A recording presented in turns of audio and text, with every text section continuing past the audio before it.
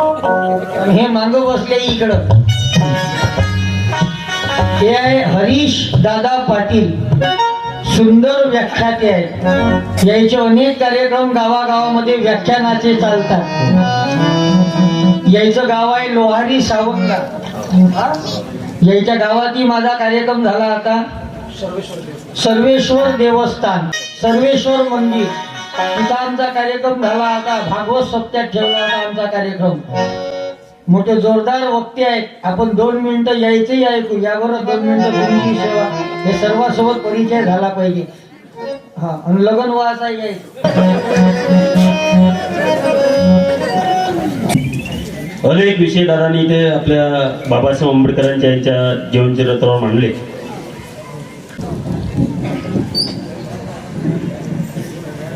आपल्याला माहिती आहे की डॉक्टर बाबासाहेब आंबेडकर फक्त 65 वर्ष जीवन जगले आणि बाबासाहेब आंबेडकरांच्या मागे दुःख आलं. बाबासाहेब आंबेडकर 4 वर्षाचे असताना भीमाईला मस्तक चूल नावाचा आजार भीमाईला झाला होता. म्हणजे 20 डिसेंबर 1896 ला भीमाई गेल्या. बाबासाहेब आंबेडकर फक्त 4 वर्षाचे होते, फक्त 4 वर्षाचे.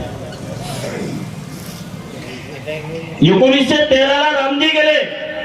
2 फेब्रुवारी 1913 ला रामजी गेले. म्हणजे मनाचं एवढंच आहे की या देशामध्ये दादांनी सांगितलं की 500 वर्षाची गुलामगिरी ते 50 वर्षात खतम केली. म्हणजे त्या महामानवाचं नाव म्हणजे परमपूज्य डॉक्टर बाबासाहेब आंबेडकर आहे. या देशामध्ये दगडाला शेंदूर लावला तर देव बनवता आला नाही.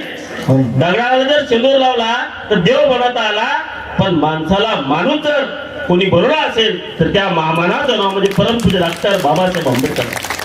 म्हणून दिनाच्या दुःखासाठी खरे तू चिंतन केले.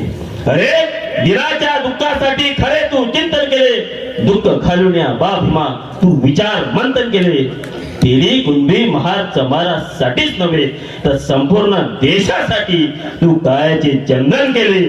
म्हणून बा भीमा तुला साऱ्या जगाने वंदन केले. म्हणून बा भीमा तुला साऱ्या जगाने वंदन केले. या जगामध्ये अनेक क्रांती झाल्या.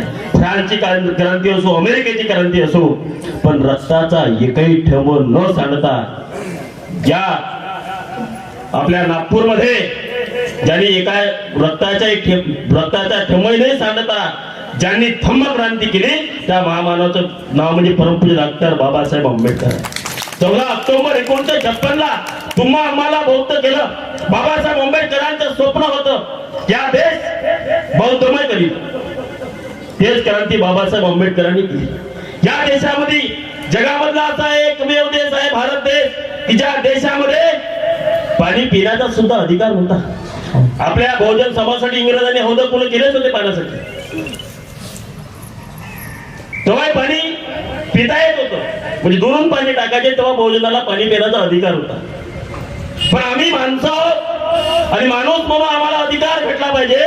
म्हणून परमपूज्य डॉक्टर बाबासाहेब आंबेडकरांनी 20 मार्च 1927 ला मार्चच्या 14 त्याचा सत्याग्रह केला.